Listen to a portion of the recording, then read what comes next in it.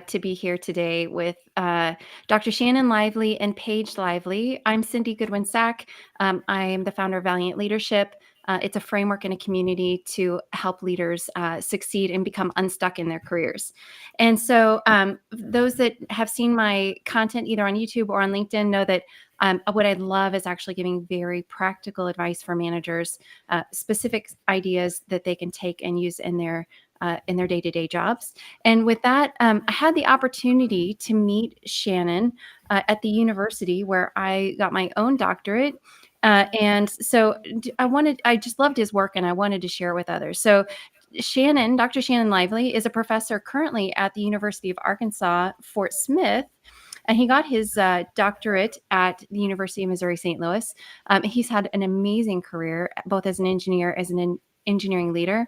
And his dissertation for his doctorate is titled Neurodiverse Perceptions of Inclusivity in the Workplace. And I was just absolutely fascinated by that research and the paper as well. So welcome, Shannon. Thanks for joining us. Thank you. And we're also joined by Paige Lively.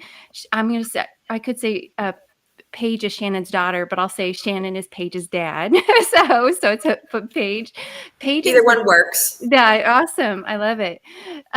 Paige is a graduate of the University of Arkansas with a bachelor's in science, but she also has a second degree from Indiana University, which I think is absolutely fascinating in animal behavior. She just completed an internship at the Omaha Zoo, one of my favorite zoos, and is working on her next role in a very highly competitive market. Paige, welcome. Nice to be here. Thank you. All right. So I want to just dive right into the topic. Shannon, I would love to know, just share with us what drew you to the topic of neurodiversity. I mean, you've got a background in engineering. What brought you to neurodiversity? Well, that's a great question. When I came into the doctorate program, I really wanted to look at technology. I was vice president of research and development at a local company here. So, my whole background was technology, quantitative analysis, those types of things. But living in my world, I have a daughter that's on the autism spectrum. I have a son with ADHD. I have a wife with the ADHD. So all those connections come through, and I discovered neurodiversity as being something where people think differently than neurotypical, or the 85% of us. And so that really drew me to this particular subject, because what I found is that Paige would do really, really well on areas where she felt included, belonged, part of the organization. So as my wife, so as my son. Mm-hmm. So I saw this link. And what drew me to it is that in my industry, we have a difficult time finding top talent. And it's out there. And when you look at the neurodiversity world, or the neurodiverse world, there's a significant amount of unemployment in that area. Mm. So you look at the neurodiverse individuals, and about 20% are employed.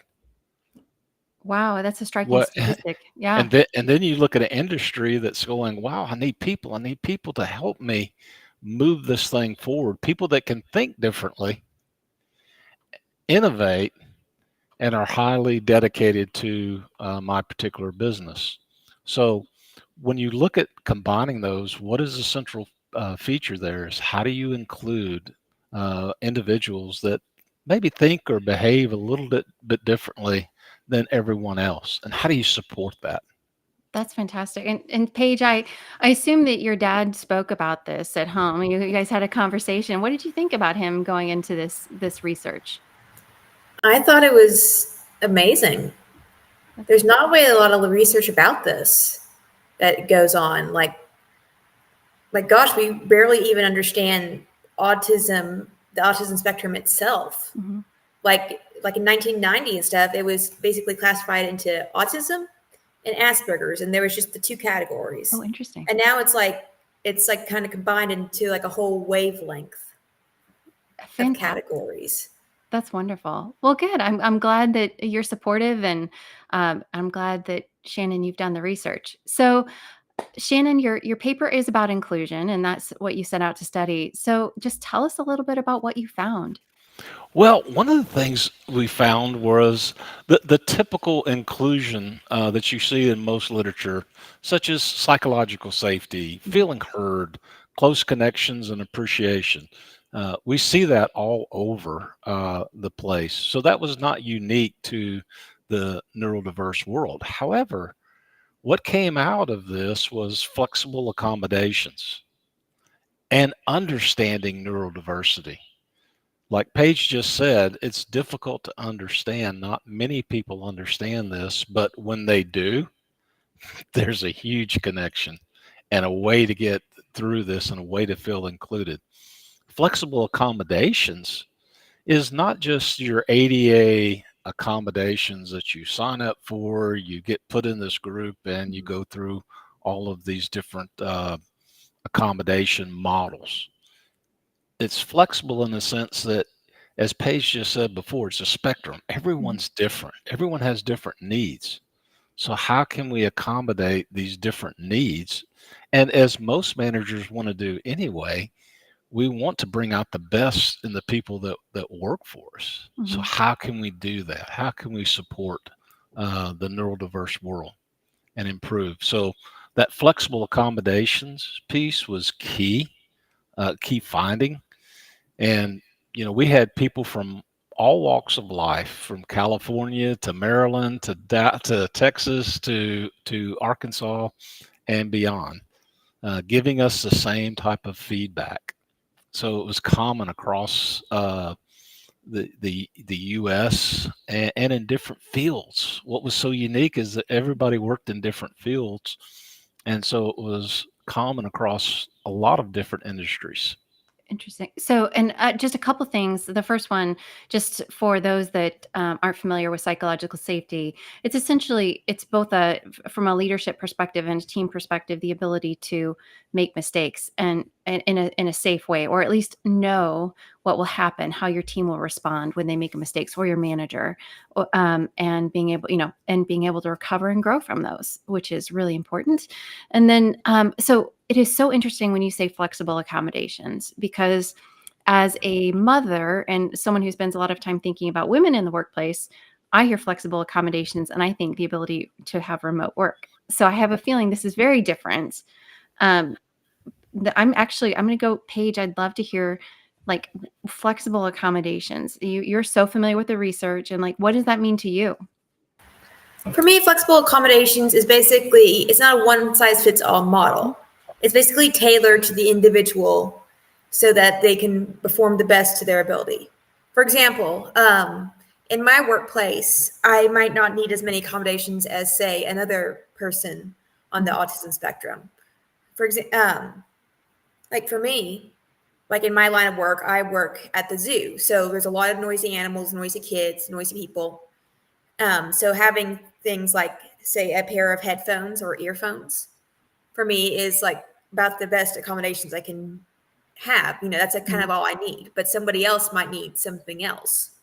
Sure. They might need like some direction, or they might need like someone to kind of remind them, okay, this is what we need to do. Help guide me, things like that. That's really helpful. That's really helpful. And Shannon, I'm sure that you had your participants give you examples, and just I want to make sure that I can't remember if we covered this, but you studied, if I remember correctly, dyslexia, ADHD, and autism. Is that correct? Yes. Okay. And that makes up about 85% of the neurodiverse community. Okay. So we took a broad sample of that. Excellent. And what were some of the other accommodations that your participants shared with you that they were seeking? Well, let's look at a few of them. When I look at the different combinations they had, especially flexible accommodations, here's just an example of that. I appreciate when my manager would check in with me or otherwise give me insights that I wouldn't know otherwise. So I was able to debrief and have it explicitly laid out, which was really helpful. So if you think about this on an executive function piece of it, when you can lay out work explicitly, here's step 1, 2, 3, and 4, people can follow that. And you leave the ambiguity out of the equation and you spell things out with opportunities that could improve. Plus, the manager checking in and giving their insights. So think of it this way. If you saw the world a little differently, wouldn't you need somebody to come in and maybe explain to you their perception of what that world is looking like so you can draw connections that way? Before we move on from this one, and I do want to go to more, but I want to dig into this one just a little bit largely because I've spent a significant amount of time telling managers not to do what you just suggested, which, in absence of context could be considered micromanagement. So Yes, exactly. Paige, so you have mentioned before that you like very explicit instructions. You've told me that previously, and context is king. So tell me, how would that conversation go with your manager? And is there also a line where they get too prescriptive and too much in your business? I think it depends on the job, honestly. For example, with maybe an office job, there shouldn't be as much micromanaging. Usually you have you have the charts, you have what you need to do, you have the grams over here, grams over there, you input the correct codes, and that's what you do. And you don't really need any more than that. But with zoos or more specialized fields where communication is honestly key, you need as much details as possible, because otherwise it can slow down or even disrupt others. For example, with diets for animals stuff, you need to have the correct amount of food for the correct amount of animals. Otherwise, they could be overfed or they could be underfed, or they might not get the medicines they need. So they have to be very specific with that. Okay, Paige, this is where you need to locate the food. For example, here at my last job, there's okay, we're feeding fish to penguins. So to locate the fish, you need to go, straight on into the refrigerator and then turn left, and it's on the bottom shelf. And while that might be micromanaging to say an office manager, where we just be okay, just go to the office, you'll see them as directly there.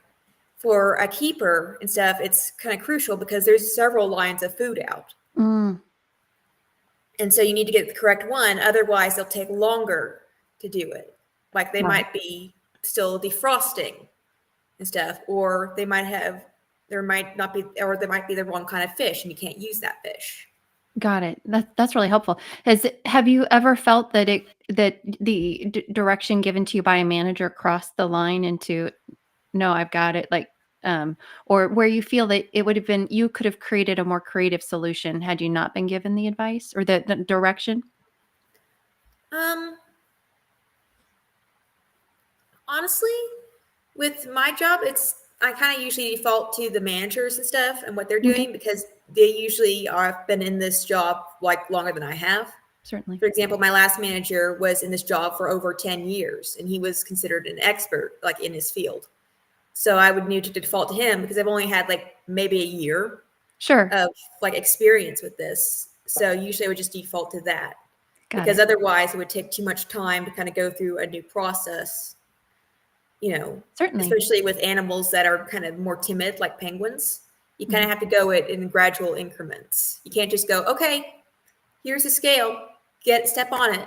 You have to be okay, introduce the scale, entice them with fish, and keep doing that for a long time. And they know how to do that. They know how to introduce it to an animal and stuff in a way that wouldn't hurt them because they've had such experience there. Excellent. And for me, if I just went in there willy-nilly and just okay, here you go. See penguins running away. Right. Exactly. That's awesome.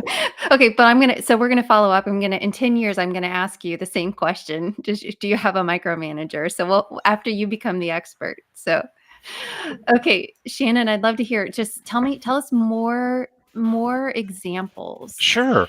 So I think the best way to look at this sometimes on flexible exclusion is look at how people feel when they feel exclusion and lack of flexible accommodations.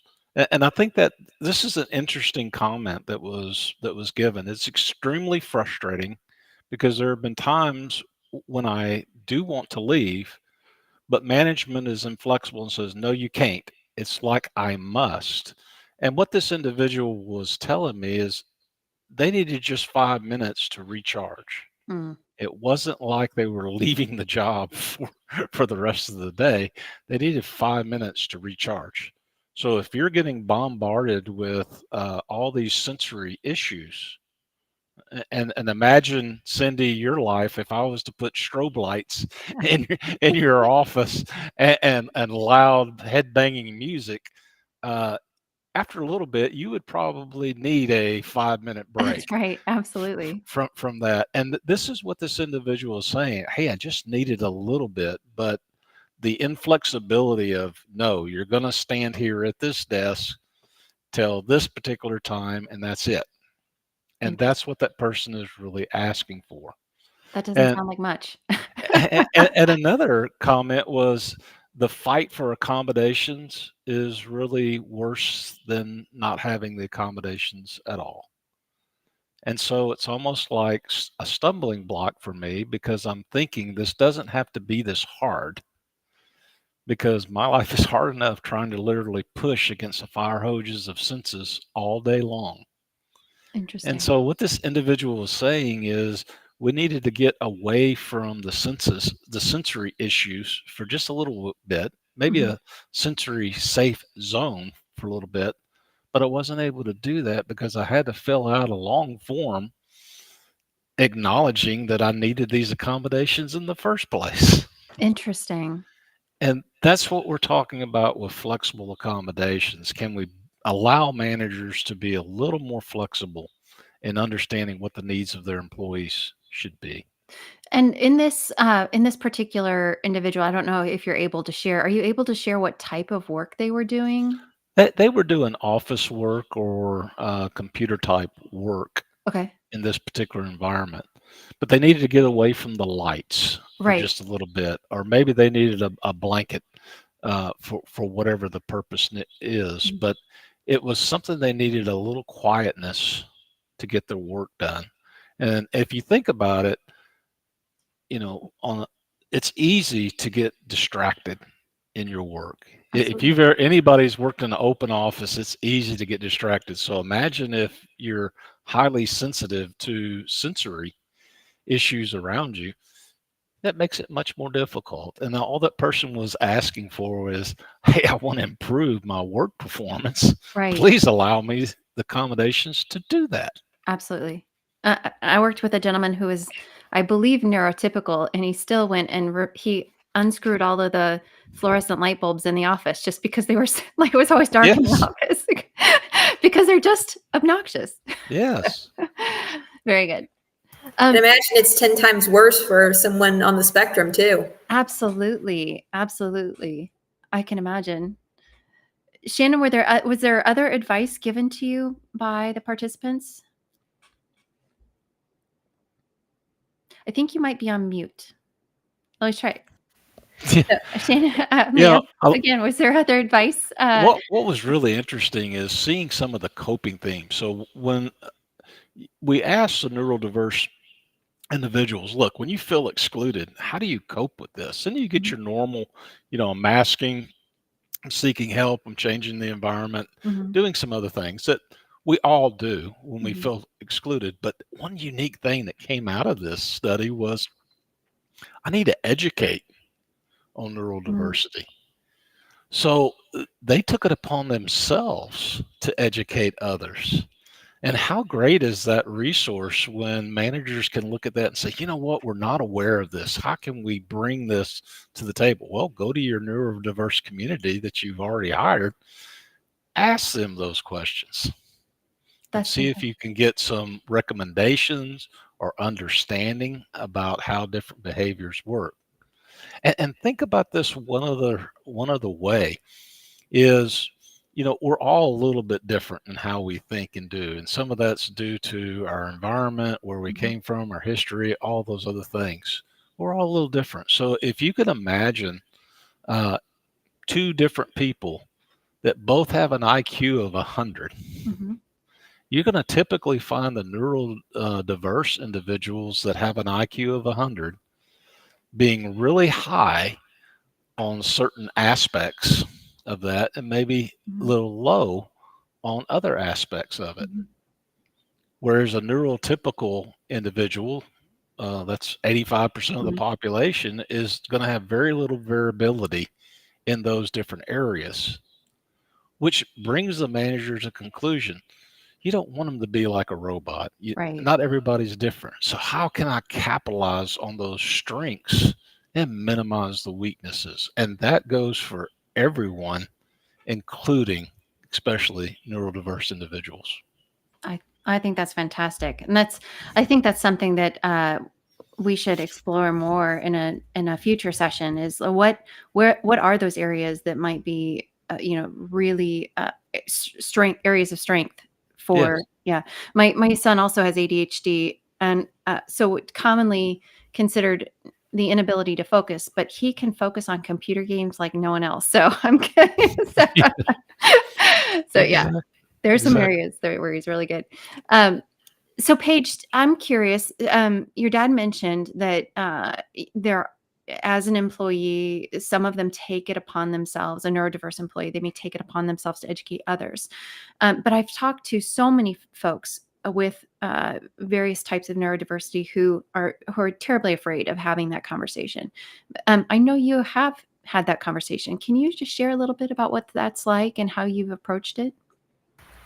Okay, so usually in an interview, I will kind of say something to management about that. Like I won't start out with, oh yeah, I'm on the autism spectrum stuff, but usually I'll put it in like as a strengths or weaknesses thing. Like, okay, I'm on the autism spectrum. I have a lot of strengths in this, and this area, but I also have some weaknesses here and here, but I can get over this with some accommodations.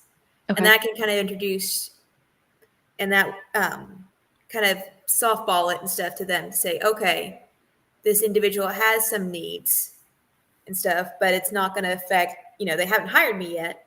So it may affect the work, but it also may be, okay, this individual is really good and dedicated to their craft. We want to hire this despite that, and we can just make a little bit of changes. For example, like they could provide like just some earplugs in the office, like if there's too much sound or noise. Do you offer up those as potential resolution in the interview process? Yes, Okay. I usually do. And I find that actually helps a lot with managers and hiring, because a lot of times, like the fear they have is they can't really solve the problem. Sure. That for some reason, we're just kind of a ticking time bomb that's going to blow up in their face. And I think that's their biggest fear. But I think educating them, it's like, okay, this is how I deal with things. This is how like this happens. I just like maybe need 5 minutes in the restroom to kind of gather my thoughts, and then I come back. Or I need some earphones because, the animals or the people are very loud. So, just enough that I can still hear you, but I can like also concentrate and focus, or things like that. Yeah. It's really not that hard. And most managers I found like are willing to accommodate it. Yeah, as a potential hiring manager, I can tell you that if you just had said to me that that you are on the spectrum, I would have nowhere to start. I wouldn't even have a clue. But the idea that you could offer me a solution or what the most frequent solution that works for you, that is just it's a gift for somebody who's doing the interview. So I think that's brilliant. I'm curious. So share with us, how do you talk about your strengths? All right. So, for example, when I've been asked like, okay, what's your strength with this job and stuff? I said, well, I am very dedicated to my work. I'm very passionate about animals, like from a very, very young age.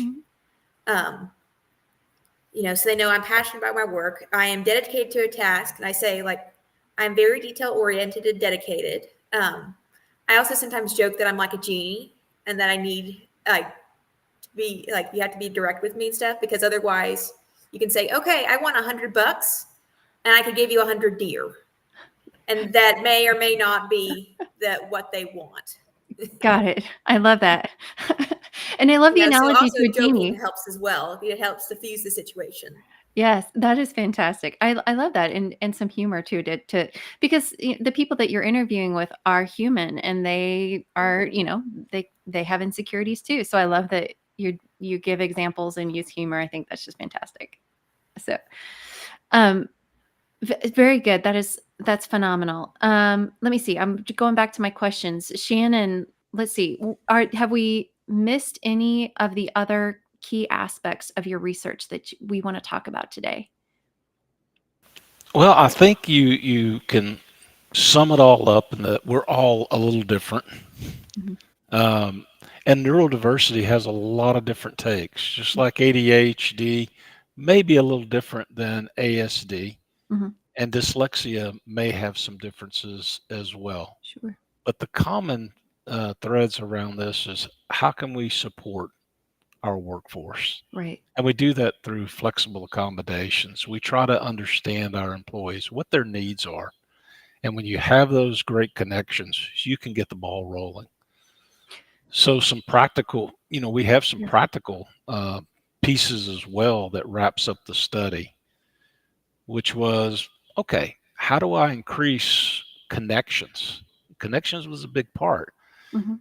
And so if you can imagine the, if only 15% of your employees, let's say 10% of your employees are neurodiverse, if you're in a big group of 100, maybe you can find 10.